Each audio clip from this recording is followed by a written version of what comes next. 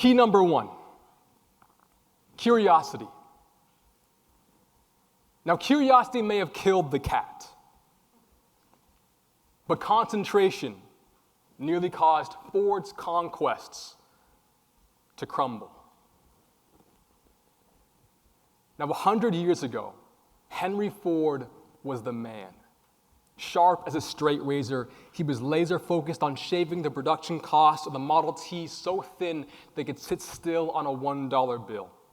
He spent mill after mill bringing his vision to life, but the sweat and strife were all worth it because he knew that this was how he could win. He was a man obsessed with efficiency. Fitting that he got his thrills by slicing the frills out of his cars before they were even born. Forget bells and whistles, the man didn't even bother with horns.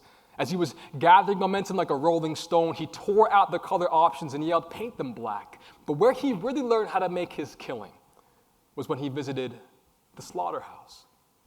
You see, when Ford saw the precision with which that system left bodies chopped, in his mind, he began to design the blueprint of the body shop we've come to know as the assembly line. And Ford's was an operation choreographed to perfection, where he kept his eyes on the road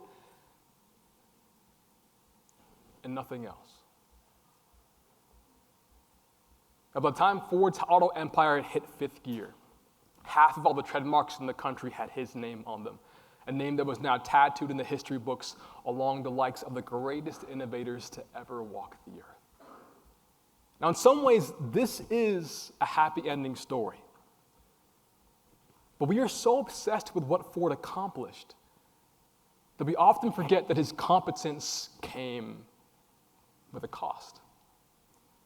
You see, at the apex of Ford's empire, 15 million Model Ts were roaring down American streets, but the 20s are roaring louder. And as consumer pockets swelled, so too did their dreams, and so Chrysler and GM began to line their lineups with the sorts of features Ford had never dreamed of. They said, what about cars that can brake using all four wheels? Or what about cars that run on the stuff that we use to power our homes? And speaking of homes, what about a seat that's sealed off from rain and sleet in a car that can heat up at the press of a button? What about cars that are red? See, while consumer dreams were paving the road towards new destinations for automakers, Ford was still spinning his wheels on the Model T, determined to squeeze as much mileage out of it as it could take.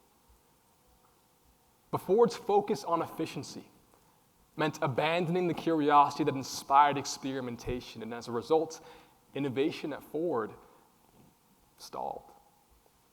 And though far from fatal, by the time the Model T's production had coasted to a halt, Ford was miles behind the competition. And this is about where I wonder where Ford's road would have led him if just for a moment he'd let his inner poet take the wheel. You see, a poet might drive the same road to work every day, never pausing to notice where they pass on their way.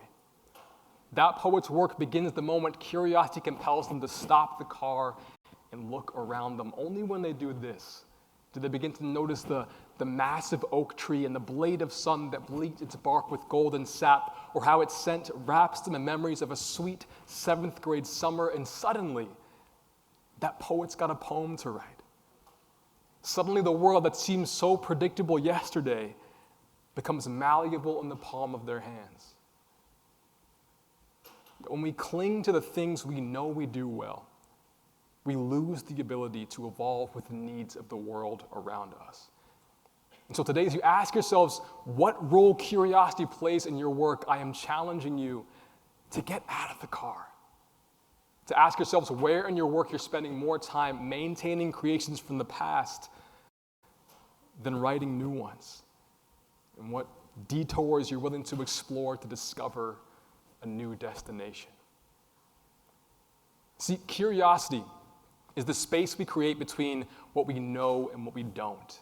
It's how we become attuned to what's not working in our onboarding process. It's how we find out where the gaps are in our hybrid work culture. And so our goal is to put ourselves into situations where we're going to be inclined to ask ourselves questions about the work we do. The problem is that routine is the last place any of us want to be to nurture that sort of energy. I mean, you may have noticed that it seems like our best ideas often come to us in the time between structured time, when we are about to fall asleep or taking a shower or going for a bike ride. And the reason for this is that in this time between structured time, our frontal cortex, the part of our brain responsible for attention, for memory and planning, it goes into autopilot and it filters fewer thoughts, leaving us open to more observations about the world around us.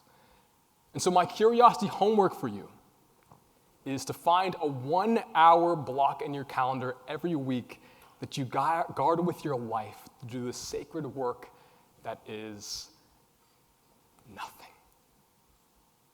I mean, don't stare at the wall. You can use this time to go for a walk or to reread a favorite childhood book, but the point is to leave this time unstructured, because that's how we develop this bird's eye view of the work we do and find out what sort of changes we can make to it. See, curiosity is about finding out what pathways emerge when we break an existing pattern. So commit to giving yourself that space and just watch what happens.